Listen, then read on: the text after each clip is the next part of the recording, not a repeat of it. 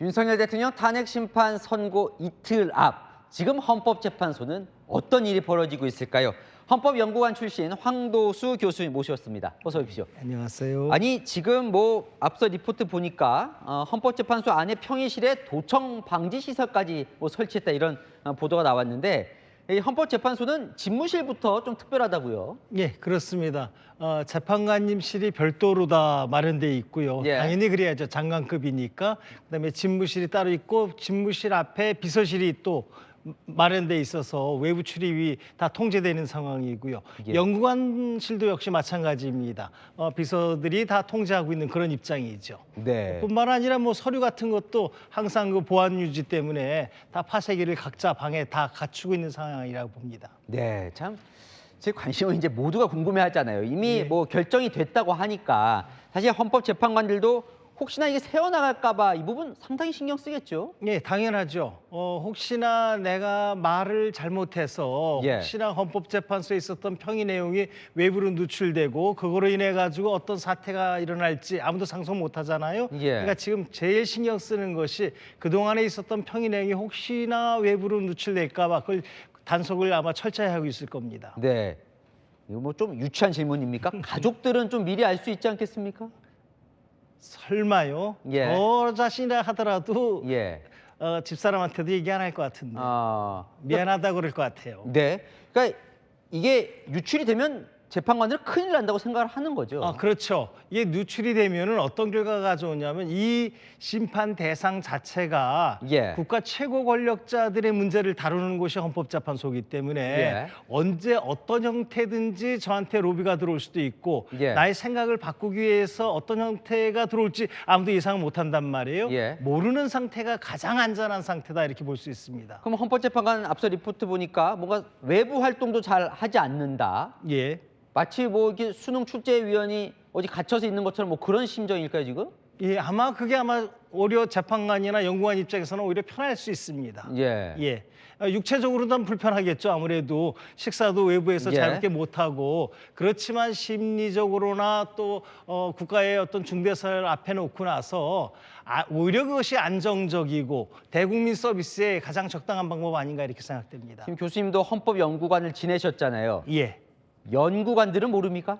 연구관들도 변론을? 모른다고 봐야죠. 왜냐하면은 연구관들이 연구 보고서를 준비하는 건 맞습니다. 예. 그다음에 모든 쟁점에 관해서 있을 수 있는 모든 가능성을 다 보고서로 작성하죠. 예. 또 학설이 나뉠 경우에는 판례는 어떻고 A 학설은 어떻고 B 학설은 어떻고 예. 이런 거에 따라서 결론이 어떻게 바뀝니다. 이런 모든 내용들이 연구 보고서로 작성되는 건 맞지만 그 뒤에 이 연구 보고서를 들고서 재판관님들이 어떤 내용의 평의를 하는지 어떤 대화 예. 내용이 가는지는 아무도 모르고요. 예. 단 여기서 평의가 어느 정도 형성되면은 그 다음에 결정문을 작성한단 말이에요. 그렇죠. 그게 궁금해요. 예, 결정문 작성할 때 연구관들이 이렇게 들어오잖아요. 도와줄 수 있죠. 그렇죠. 예, 그럼 재판관님이 이런 경우에 이 부분에 관해서 인용 결정문을 좀 준비해 봐라. 예. 인용이라면 어떻게 쓸 것인지 또 연구 보고서 중에 이 부분 중심으로 해서 결정문을 써봐라.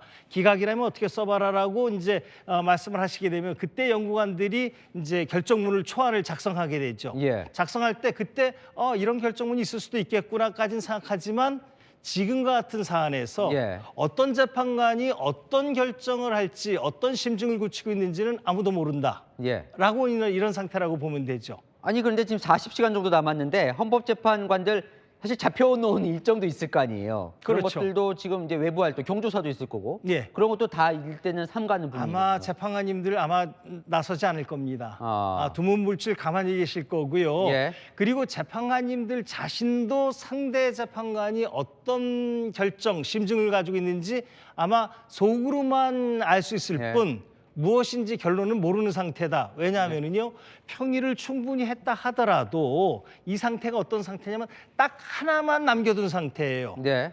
마지막으로 어떤 결정을 할지는 그 선고기일 직전에 있는 마지막 평의 시간에 우리가 결정하기로 한다. 아마 이렇게 결정했을 거로 보여지고요. 예. 그때 마지막 제가 볼 때 11시에 선고니까 예. 10시쯤 평의 그렇군요. 시간이 아마 잡혔을 거고요. 그때 마지막으로 이제 재판관님들마다 이제 말석 재판관님부터 이제 나는 인용이다 또 기각이다 이렇게 하면서 그러면 8분의 의견이 합쳐지면은 이제 법정 의견이 나오겠죠.